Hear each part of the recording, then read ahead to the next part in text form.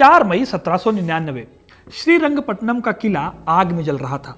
चारों तरफ धुआं, तलवारों की झंकार और गोलियों की आवाज गूंज रही थी। अंग्रेजी सेना किले में घुस चुकी थी, लेकिन एक शख्स आखिरी सांस तक लड़ रहा था, टीपू सुल्तान। टीपू को सलाह दी गई थी कि ब्रिटिश किसी भी पल किले की दीवार को तोड़कर अंदर घुस सकते हैं, इसलिए उसे अपनी जान बचाने के लिए भाग जाना चाहिए। लेकिन टीपू ने जवाब दिया, एक दिन बाघ बनकर जीना भेड़ बनकर 1000 साल जीने से बेहतर है। अब दोस्तों, ये जंग टीपू सुल्तान की आखिरी जंग थी। उसने 1 या 2 बार नहीं बल्कि 32 सालों में 4-4 बार अंग्रेजों से लोहा लिया था।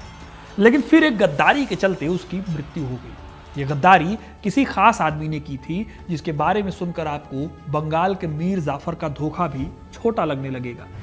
आज मैं आपको टीपू सुल्तान की आखिरी जंग और उसके साथ हुई गद्दारी की कहानी सुनाऊंगा। अगर यह गद्दार नहीं होता तो क्या मैसूर को अंग्रेज जीत पाते? इन सभी सवालों के जवाब मिलेंगे वीडियो में, तो एंड तक बने रहिएगा, क्योंकि अपना इतिहास नहीं जानोगे तो खुद को कैसे पहचानोगे। टीपू मैसूर रियासत का सुल्तान था। टीपू सुल्तान के बहुत से कामों पर बहस होती रहती है। कहा जाता है कि वो कट्टर इस्लामिक नीतियां अपनाते थे और अपनी प्रजा के साथ उनका व्यवहार सही नहीं था। लेकिन ये हर कोई मानता है कि टीपू सुल्तान अंग्रेजों के पक्के दुश्मन थे और अंग्रेज उनसे डरते थे। टीपू खुद अंग्रेजों से जंग लड़ते हुए ही सुल्तान बने थे, क्योंकि दूसरे एंग्लो मैसूर युद्ध में उसके पिता की मृत्यु हो गई थी। अंग्रेजों से लड़ने के लिए टीपू सुल्तान ने एक मजबूत सेना खड़ी कर ली थी। उसकी सेना में अच्छी तोपें और रॉकेट थे, जिनसे अंग्रेजों को कई बार नुकसान उठाना पड़ा था। इस काम में उसने फ्रांसीसियों की मदद ली थी। इसी मदद से टीपू कई बार अंग्रेजों को धूल चटाने में भी कामयाब हुए थे। अपनी पूरी लाइफ में 32 साल उसने अंग्रेजों से जंग लड़ने में बिता दिए और आखिर में साल 1798 में अंग्रेजों ने एक प्लान और एक साजिश के तहत टीपू सुल्तान को हराने की योजना बनाई। इस योजना में मराठों और निजाम ने अंग्रेजों का साथ दिया। इसके साथ ही टीपू का सबसे खास सिपहसालार टीपू के साथ था। चौथे एंग्लो मैसूर युद्ध में यह सिपहसालार टीपू की हार के लिए बहुत बड़े लेवल पर जिम्मेदार था। सवाल यह है कि यह गद्दार था कौन और इसने टीपू के साथ गद्दारी क्यों की? लेकिन इस सवाल को जानने से पहले हमें यह जानना होगा कि जब अंग्रेजों ने इतनी रियासतों को अपनी तरफ मिला लिया था, तो टीपू अंग्रेजों से क्यों लड़ रहा था? टीपू सुल्तान साल 1751 में पैदा हुआ। बचपन से ही उसने अंग्रेजों के काम करने के तौर तरीकों को देखा था। अंग्रेज किसी रियासत को पहले अपना दोस्त बनाते थे, फिर ट्रेड के नाम पर स्टेट में घुसते थे। उसके बाद ये इन्वेजन होता था उस जगह की पॉलिटिक्स में और धीरे धीरे अंग्रेज पूरे राज्य पर कब्जा कर लेते थे। ऐसे ही टीपू के मैसूर राज्य पर भी अंग्रेजों की नज़र थी। इसीलिए टीपू सुल्तान अंग्रेजों से नफरत करता था। इस नफरत के चलते कभी भी उसकी अंग्रेजों से बनी नहीं और टोटल 4 बार अंग्रेजों से उसने जंग लड़ी। हर जंग में टीपू ने अपनी बहादुरी का लोहा मनवाया। पहली बार साल 1766 में अपने पिता हैदर अली के साथ मिलकर जंग लड़ी। इस जंग में उसने सिर्फ 16 साल की उम्र में कर्नाटक पर कब्जा कर लिया और कर्नाटक की राजधानी मद्रास पर इतनी तेजी से हमला किया कि मद्रास में बैठे ब्रिटिश गवर्नर को नाव में बैठकर भागना पड़ा। 16 साल के टीपू ने अंग्रेजों की हालत इस जंग में पतली कर दी थी। इस लड़ाई में हैदर अली की जीत हुई और अंग्रेजों के दुश्मनी भी आगे बढ़ गई।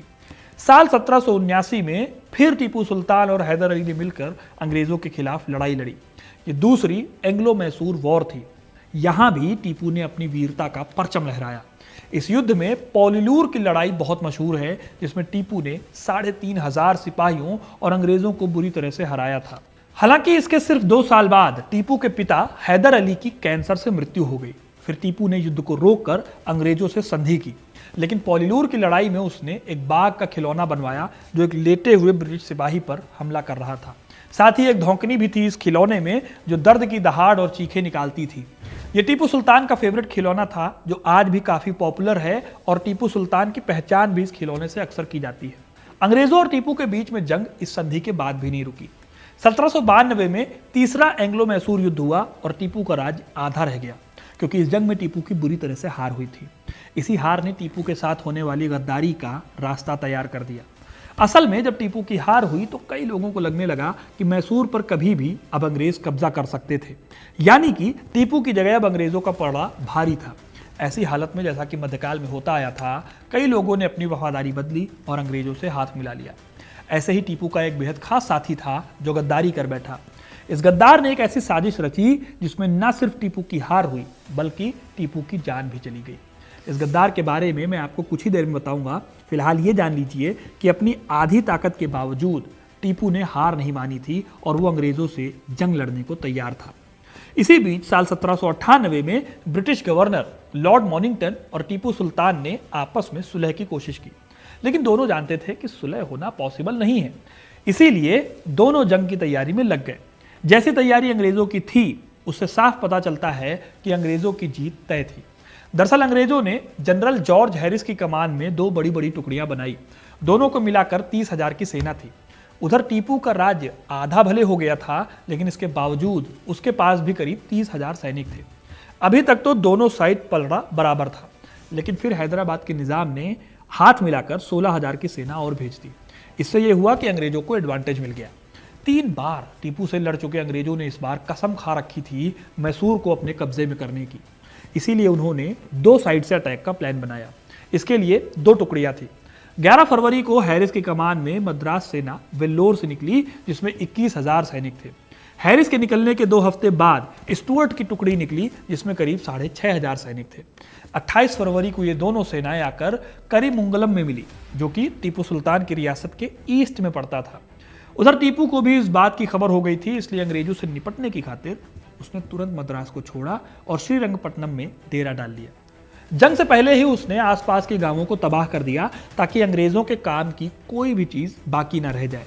उधर अंग्रेजों ने 26 मार्च को मलावल्ली नाम की जगह पर डेरा डाला और टीपू से जंग छेड़ दी। ये जगह मदुरई से 25 किलोमीटर दूर थी। दोस्तों, इस जंग में पहले तो टीपू को बढ़त मिली, लेकिन फिर निजाम की एक्स्ट्रा सेना की वजह से उसे पीछे हटने पर मजबूर होना पड़ा। मार्च से शुरू हुई इस जंग में टीपू ने कई बार अंग्रेजों को पीछे ढकेला और कई बार अंग्रेजों ने टीपू को मजबूर किया, लेकिन अभी भी टीपू को लग रहा था कि वो इस जंग को जीत जाएगा। हालांकि उसे पता नहीं था कि टीपू सुल्तान का सामना एक बहुत बड़े धोखेबाज से होने वाला है। इस धोखेबाज का नाम था मीर सादिक। मीर सादिक दोस्तों कोई और नहीं था, बल्कि एक शिया था जिन्होंने मैसूर के टीपू सुल्तान के मंत्रिमंडल में मंत्री का पद संभाला था। और वो सिर्फ मंत्री नहीं था, बल्कि उसकी अपनी एक सेना थी और टीपू सुल्तान का वो बहुत खास था। टीपू की हर प्लानिंग की खबर मीर सादिक को थी, इसीलिए अंग्रेज हर कदम पर टीपू से आगे थे। टीपू को नहीं पता था कि मीर सादिक उसे इस तरह से धोखा दे रहा है। खैर, मार्च में शुरू हुई ये लड़ाई होते होते मई तक पहुंच गई। अंग्रेजों ने मई की शुरुआत तक ही श्रीरंगपट्टनम को चारों तरफ से घेर लिया था। 3 मई 1799 को तोपों से गोलीबारी करके अंग्रेजों ने किले की एक दीवार में छेद कर दिया बड़ा सा। एसआर लशिंगटन अपनी किताब लाइफ ऑफ हैरिस में लिखते हैं, छोटा छेद होने के बावजूद जॉर्ज हैरिस ने उसके अंदर अपने सैनिक भेजने का फैसला किया। इसी रात में करीब 5,000 सैनिक टीपू के सैनिकों से बचने के लिए खाइयों में छिप गए और अपने खास आदमी के इशारे का इंतजार करने लगे, जो किले के भीतर था। ये खास आदमी कोई और नहीं बल्कि खुद मीर सादिक था। मीर सादिक ने किया ये कि जैसे ही अंग्रेज खाई में छिपे, उसने टीपू के सैनिकों के बीच अफवाह फैलाई कि टीपू सुल्तान ने सभी को सैलरी लेने के लिए उन्हें किले के साउथ में बुलाया है।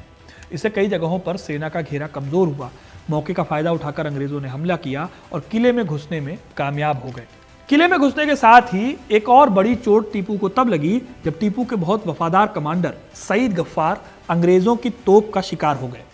टीपू सुल्तान के दरबारी इतिहासकार मीर हुसैन अली खान किरमानी ने लिखा है अपनी किताब the history of the reign of Tipu Sultan में कि जैसे ही गफ्फार की मौत हुई, किले से गद्दार सैनिकों ने अंग्रेजों की तरफ सफेद रुमाल हिलाने शुरू कर दिए।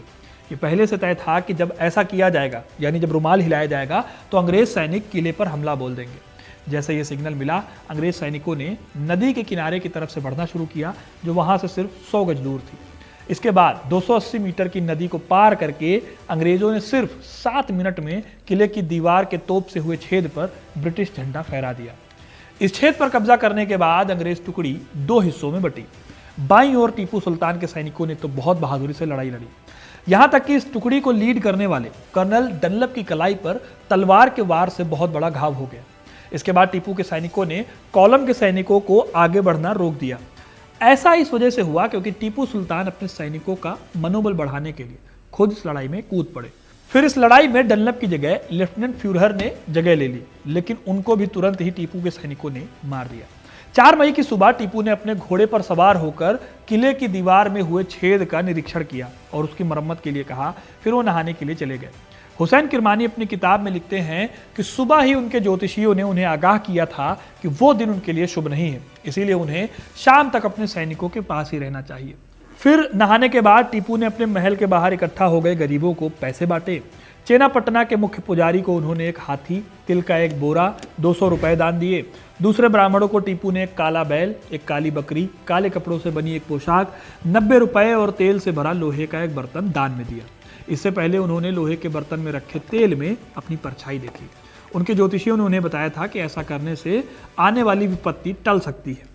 अब दोस्तों, जब रात हुई तो टीपू दोबारा राजमहल में आए और उन्होंने रात का खाना शुरू किया। इसी टाइम पर उन्हें पता चला कि कमांडर सईद गफ्फार नहीं रहे। यह खबर सुनते ही टीपू ने खाना छोड़ दिया और उस जगह चल पड़े जहां किले की प्राचीर में छेद हुआ था। लेकिन उनके पहुंचने से पहले ही अंग्रेजों ने वहां अपना झंडा फहरा दिया था और अब वो किले के दूसरे इलाकों की ओर बढ़ रहे थे, यानी कि अब टीपू की हार लगभग तय थी। इतिहासकार मार्क विल्स लिखते हैं कि अगर टीपू चाहते तो वो लड़ाई के मैदान से भाग सकते थे, लेकिन उन्होंने लड़ना चुना। लगभग आधी लड़ाई पैदल सैनिक की तरह लड़ने वाले टीपू काफी घायल हो गए थे।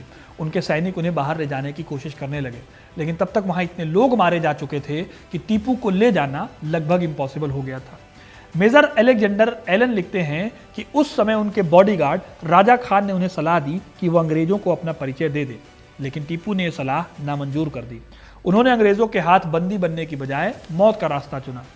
टीपू सुल्तान के अंतिम समय का वर्णन करते हुए बीटसन लिखते हैं कि अंदरूनी किले में कुछ अंग्रेजों ने टीपू को घेर लिया। उनमें से एक ने टीपू की तलवार की बेल्ट छीनने की कोशिश की। तब तक टीपू का इतना खून बह चुका था कि वो लगभग बेहोश हो गए थे, लेकिन बेहोशी की हालत में भी उन्होंने तलवार से उस सैनिक पर वार किया। फिर उन्होंने उसी तलवार से दूसरे अंग्रेज के सिर पर वार किया, वो वहीं धराशायी हो गया। लेकिन तभी एक अज्ञात अंग्रेज सैनिक ने टीपू पर तलवार से वार किया। उसका पर्पस था टीपू की रत्न जड़ित तलवार को छीनना। उस समय तक उसको नहीं पता था कि उसने किस पर तलवार चलाई है, क्योंकि इन्होंने टीपू को कभी देखा ही नहीं था। इस तरह टीपू की मृत्यु हो गई, लेकिन अंग्रेजों को पता ही नहीं चला कि टीपू की मौत हो गई है। अंग्रेजों की सेना टीपू को ढूंढने के लिए उनके राजमहल में घुसी, लेकिन वहां वो उन्हें नहीं मिले। फिर एक सैनिक अंग्रेजों को उस जगह पर ले गया जहां पर टीपू को उसने आखिरी बार देखा था, लेकिन यहाँ इतने घायल और इतनी लाशें थी कि टीपू को ढूंढना मुश्किल था। फिर मशाल की रोशनी में टीपू सुल्तान की पालकी दिखाई दी। उसके नीचे टीपू के बॉडीगार्ड राजा खान घायल पड़े थे। उन्होंने उस तरफ इशारा किया जहां आखिरी बार टीपू गिर गए थे। तब कहीं जाकर टीपू का शरीर मिला। उनके शरीर पर 4 घाव थे, 3 शरीर पर और 1 माथे पर। एक गोली उनके दाहिने कान में घुसकर उनके बाएं गाल में धंस गई थी। उनके सिर पर साफा नहीं था और लगता था कि लड़ाई की आपाधापी में वो नीचे गिर गया था। उनके जिस्म पर कोई भी आभूषण नहीं था सिवाय एक बाजूबंद के। यह बाजूबंद वास्तव में एक चांदी की ताबीज थी जिसके अंदर अरबी और फारसी भाषा में कुछ लिखा हुआ था। जनरल बेयर्ड ने टीपू के पार्थिव शरीर को उन्हीं की पालकी में रखने का आदेश दिया और दरबार को सूचना भिजवाई कि टीपू सुल्तान अब इस दुनिया में नहीं रहे। उनका पार्थिव शरीर पूरी रात उनके दरबार में रखा गया। उनके शरीर को लाल बाग में हैदर अली की कब्र के बगल में दफनाया गया। उसके बाद उन लोगों में 5000 रुपए बांटे गए जो सुल्तान के जनाजे में शामिल हुए थे। इस तरह अंग्रेजों ने अपने सबसे बड़े दुश्मन को खत्म कर दिया। बाद में टीपू सुल्तान का परिवार दर दर भटकने को मजबूर हो गया। उसकी कहानी मैंने इस वीडियो में बताई है, आप इसे भी देख सकते हैं। तब तक के लिए बहुत बहुत धन्यवाद।